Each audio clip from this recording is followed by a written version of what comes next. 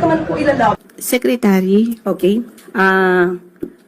Tapos na po yung tanungan natin kanina. Binanggit ko lamang po ang mga videos na ito na mag-ingat po tayo. Ako po!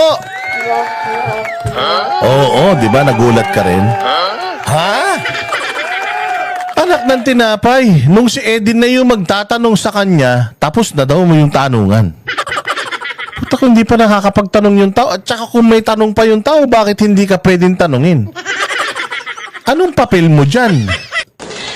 Mga bilang lamang po ng mga barangay yung nandito at wala yung mga pangalan ng mga barangay na ating ang naitanong dun sa previous briefing. Nung tingnan natin ay halos kalahati nito, kaya pala siya makapal habang pinapakita niya. Yun!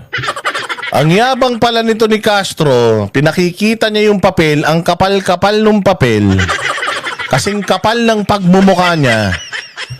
Pucha, binisto pala siya ni Eden. Anong laman, Eden? Eden, anong laman nung papel? Anong laman? Nung tingnan natin ay halos kalahati nito, kaya pala siya makapal habang pinapakita niya kanina sa brief. Sinong makapal? Yung papel o yung mukha ni Claire o yung makeup niya o yung kalyo sa utak niya?